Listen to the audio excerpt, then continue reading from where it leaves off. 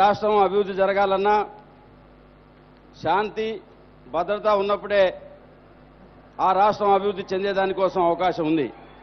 అందుకనే వీటన్నిటినీ దృష్టిలో పెట్టుకొని ఈరోజు తెలంగాణ రాష్ట్రంలో అధికారంలో ఉన్న టీఆర్ఎస్ ప్రభుత్వం ఏ విధంగా శాంతి భద్రతలను పరిరక్షించడం జరుగుతుందో మనందరం కూడా ఆలోచించాల్సిన అవసరం ఉంది. ప్రధానంగా మన దేశానికి డాక్టర్ బాబాసాహెబ్ అంబేద్కర్ గారు ప్రభుత్వ పరిపాలన ఏ రకంగా ఉండాలని చెప్పి ఒక రాజ్యాంగాన్ని రచించడం జరిగింది.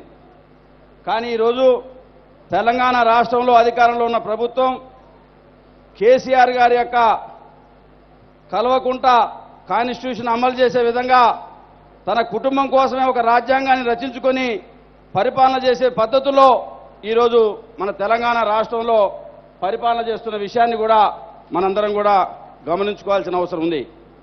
ఈరోజు ప్రజల కోసం ప్రత్యేక రాష్ట్రం వచ్చినట్టుగా కేసీఆర్ కుటుంబం భావించడం లేదు.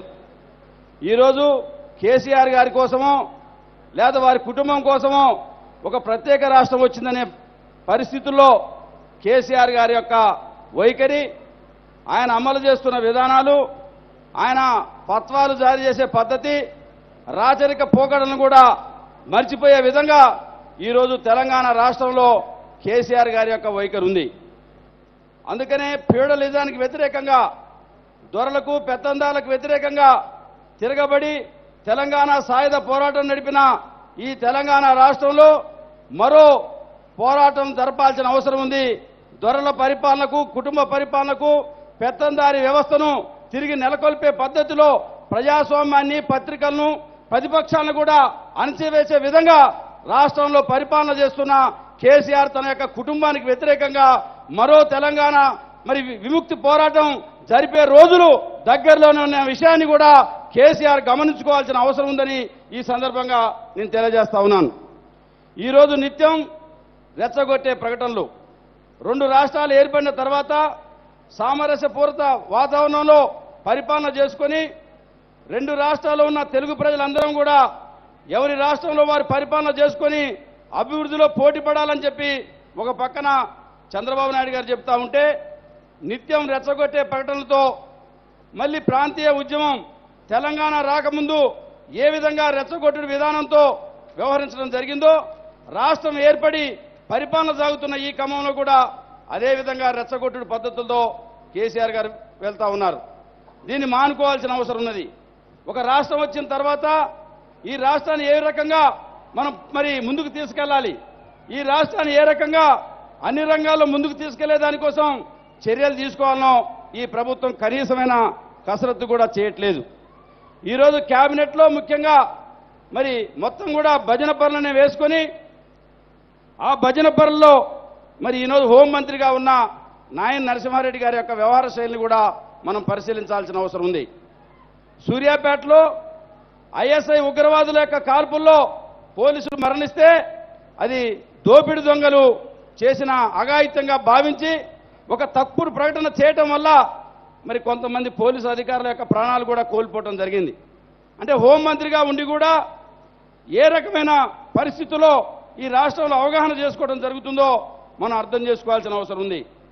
ఈరోజు కొంతమంది పోలీసు అధికారులకు ఫార్చునర్సో లేకపోతే ఇన్నోవాలో ఇచ్చినంత మాత్రాన రాష్ట్రంలో శాంతి భద్రతలు ఏ రకంగా జరుగుతాయో ప్రభుత్వం కూడా ఆలోచించుకోవాల్సిన అవసరం ఉంది. కేవలం ఫార్చునర్సో లేకపోతే ఇన్నోవా వాహనాలు ఇచ్చినంత మాత్రాన రాష్ట్రంలో సరైన శాంతి భద్రతలు ఉండవు. ఈ ప్రభుత్వం కూడా గమనంలో ఉంచుకోవాల్సిన అవసరం ఉందని కూడా ఈ సందర్భంగా నేను విజ్ఞప్తి చేస్తా ఉన్నాను.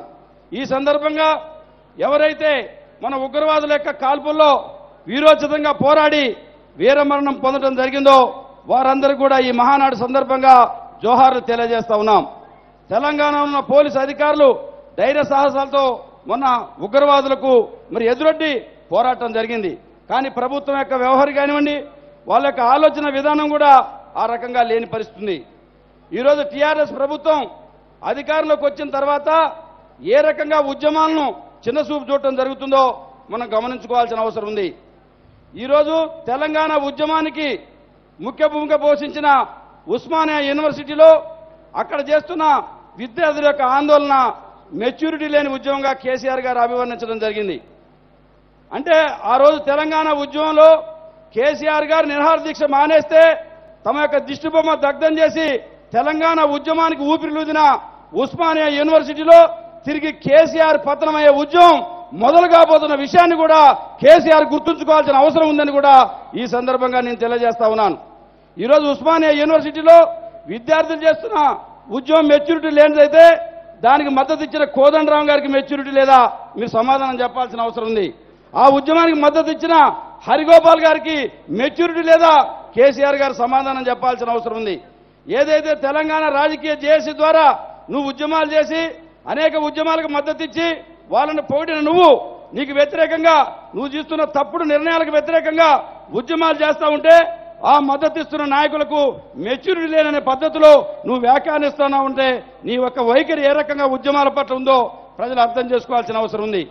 ఈరోజు టీఆర్ఎస్ నాయకులు భూ కబ్జాలకు పాల్పడతా ఉన్నారు. అదేవిధంగా ఇసుక మాఫియా కుంభకోణంలో పెద్ద ఎత్తున వాళ్ళ యొక్క భాగస్వామ్యం ఉంది. ఈరోజు ఇసుక మాఫియాలో పత్రికలు రాస్తే ఆ పత్రికల్ని అవహేళన చేసే విధంగా ఈరోజు ఈ ప్రభుత్వం మాట్లాడుతూ ఉంది. భూ కబ్జాలకు మాట్లాడుతున్న వారు మరి పాల్పడుతున్న నాయకులకు ఈరోజు ప్రోత్సహించే విధంగా మంత్రుల యొక్క వైఖరి ఉంది.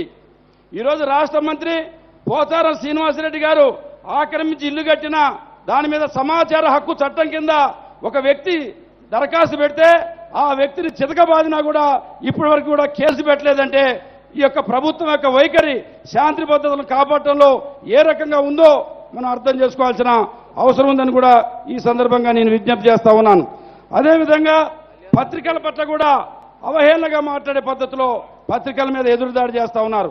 వరంగల్లో కొంతమంది విలేకరులు కొన్ని పత్రికలను ఎందుకు మీరు నిరంకుశంగా మూసివేశారని అడిగితే మరి 40 అడుగుల లోతు పాతి పెడతామనే పద్ధతిలో పత్రికా విలేకరులను కూడా వ్యాఖ్యానించిన పరిస్థితి మనం గమనించాల్సిన అవసరం ఉంది. అసెంబ్లీలో ప్రతిపక్షాలుగా మనందరం ప్రభుత్వాన్ని నిలదీస్తామంటే నిండు యొక్క మరి చట్టసభలోనే రక్షణ లేని విధంగా ప్రతిపక్ష పార్టీ ఎమ్మెల్యేల మొత్తాన్ని కూడా ముఖ్యంగా తెలుగుదేశం పార్టీ మన ఎమ్మెల్యేల మొత్తాన్ని కూడా శాసనసభ సమావేశాలు అయిపోయేంత వరకు కూడా బయటికి పంపించి ఒక చీకటి అధ్యాయానికి రూపుకొల్పిన వ్యక్తి ఈ కేసీఆర్ అనే విషయాన్ని కూడా ప్రజలు గమనిస్తూ ఉన్నారు. మరి అసెంబ్లీలో ప్రభుత్వం యొక్క తప్పుడు విధానాలను ప్రశ్నించకుండా వాళ్ళు చేస్తున్న లోపాలను కూడా మనం ఎత్తి చూపకుండా మన యొక్క గొంతు నొక్కే విధంగా పత్రికల మీద దాడి ప్రతిపక్షాల మీద ఎదురు దాడి చేసి ఈరోజు రాష్ట్రంలో మరి ప్రభుత్వమే అనైతిక చర్యలకు పాల్పడుతున్న విషయాన్ని కూడా మనందరం కూడా గమనించుకోవాల్సిన అవసరం ఉంది.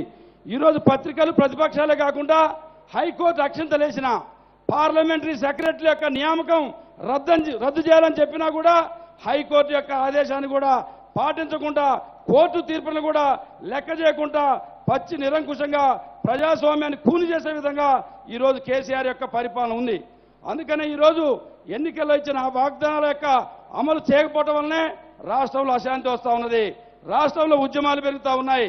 యూనివర్సిటీ విద్యార్థుల సమస్య కానివ్వండి, నిరుద్యోగుల యొక్క సమస్య కానివ్వండి, లేకపోతే ఎస్సీ ఎస్టీలకు సంబంధించిన 3 ఎకరాల భూమి కొనుగోలు కానివ్వండి, ఎస్సీ సబ్ ప్లాన్ యొక్క అమలులో మరి చిత్తశుద్ధి లోపించడం కానివ్వండి, ప్రభుత్వం యొక్క విధానాల వల్ల వివిధ వర్గాలు ఎదుర్కొంటున్న సమస్యలు సకాలంలో పరిష్కరించకుండా ఉద్యమాలను హవేళన చేసే విధంగా నీ యొక్క వైఖరి ఉంది కాబట్టే రాష్ట్రంలో అనేక ఉద్యమాలు సంవత్సర కాలంలోనే వస్తున్న విషయాన్ని ఈ ప్రభుత్వం గమనించి కేవలం పోలీసు అధికారులకు వాహనాలు కొనుగోలు లేదా కొన్ని సౌకర్యాలు ఇవ్వటం కాదు, ఒక సక్రమైన శాంతి భద్రతలు ఉండే విధంగా ఒక మంచి పరిపాలన అందించే విధంగా ఎన్నికల్లో ఇచ్చిన వాగ్దానాల అమలు కోసం ప్రజాస్వామ్యంగా జరుగుతున్న ఉద్యమాలని గౌరవించే విధంగా పత్రికల్ని గౌరవించే విధంగా శాసనసభలో ప్రతిపక్షాలు చెప్పే విషయాల్ని అవగాహన చేసుకోవటం తదితర విషయాల మీద ప్రత్యేకమైన దృష్టి పెట్టినప్పుడే ఈ రాష్ట్రంలో మంచి పరిపాలన ప్రజాస్వామ్య పద్ధతిలో శాంతి నెలకొల్పుతుంది తప్ప నువ్వు అన్నిటిని కూడా ఒక నియంతలా వ్యవహరిస్తే తిరుగుబాటు తప్పదు, రాష్ట్రంలో అలజడి ప్రారంభమవుతుంది.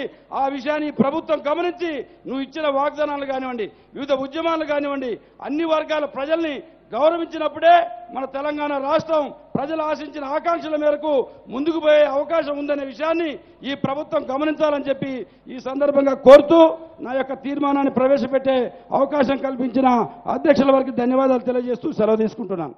రాష్ట్రంలో మీరు చూస్తే పరిటాల రవీంద్ర నాకు ఇప్పుడు కూడా బాగా జ్ఞాపకం. ఆ రోజు నేను పార్టీ ఆఫీసులో ఉన్నాను, మన పార్టీ మీటింగ్ పెట్టుకున్నాం.